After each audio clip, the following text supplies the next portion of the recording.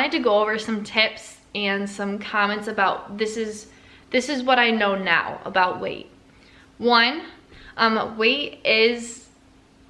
there is genetics that plays a role in what build we have and what weight we have. For example, I will never be the skinny, twiggy girl that you see running the marathons. Like, I just won't ever look like that unless like that was my only focus in life, which that's not, because I'm not a huge fan of these long running stuff.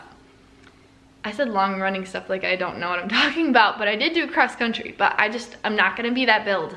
I know what my genetics are, and I know that there's a certain build that I get to own that's mine and nobody else's. And then I think there is tip number 2. We have to leave the perception of the word weight and take away the negative thought process that's behind it. When you are working on yourself, it should be working on your overall self and not just weight. Weight is such a tough topic and nobody likes gaining weight. And personally, I can't stand when a ton of people start saying, oh my gosh, you've lost so much weight, because I can't tell you how many times my family members have said that to me. And when they say it every time you see them, it just makes you feel like that's all they're looking at. And there's so much more to you than just looking at how much you weigh. So in order to move forward with yourself, don't look at just the word weight as a negative thing. Look at yourself and try to build yourself as a unit instead of looking just at the fat areas, just at the areas you want to improve upon. Take away that negative thought process. Thirdly, I have a huge recommendation that you do not compare your weight to other people. We are all individuals. We are all bomb people in our own ways, but by you comparing your weight to others, by comparing your build to others, it's great to have goals, but know that you will probably not look exactly like the person that you're looking at. So don't compare yourself to others. And it's easier said than done, but I've made a choice specifically so that I don't follow people if they make me feel insecure about myself and my weight. So I don't follow people that I feel like they're not obtainable goals for the most part, because I just know that that's just gonna hurt me more than help me. Another thing is to have confidence. Confidence makes you so much lighter, and if you can internally have confidence in yourself, it's gonna just help with your weight journey or whatever you're trying to accomplish. Next, it is important to love yourself. Love yourself inside and out. Love yourself and know that you are on a journey. And as cheesy as that sounds, you don't end. Your weight does not end your love for yourself. Your love for yourself needs to come from your personality, for your achievements, and to be able to love yourself is the start of your journey. Some of the hardest tips that I feel like we have to think about is we have to ignore the hate.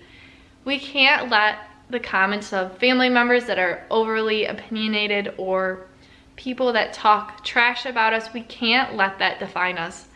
When I look at someone, I don't look at someone for their weight. If they talk to me and vent to me about it, I have empathy for them, but I know what it's like to struggle with weight. So why would I want to hate and judge someone for where they are in their journey? You are on your journey, and I've been on my journey and still am on my journey.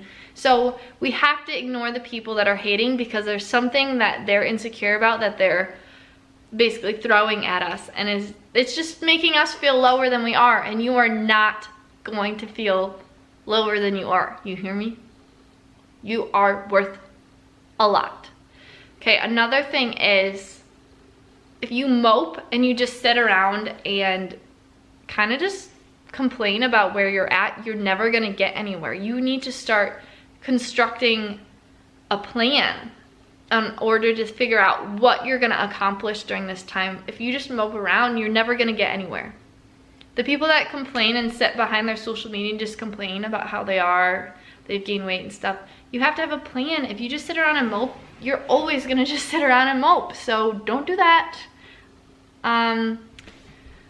Another tip, don't use the scale as your definition of where you are with your weight. Weight fluctuates a ton. My weight fluctuates quite a bit. I don't use a scale very often, and I just think it's an unhealthy habit to get into, to use a scale to determine your weight, because like I've said before, it kind of starts to determine your worth, and it's not the same.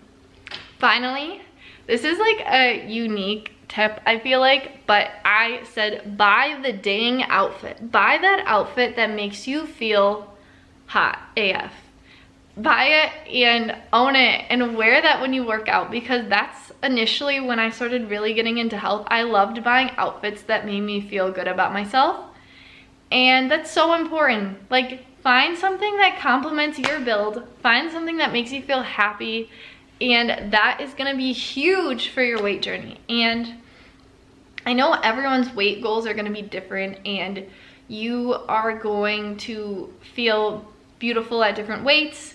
Maybe you like being thicker and you own those curves, or you like having a smaller frame, but everyone's weight journey is different. But I just feel like it's important for someone with a hormone imbalance such as myself to highlight that weight has been a struggle for me. It will always be a struggle for me, but if I can break down the barriers, I am going to have a happier life.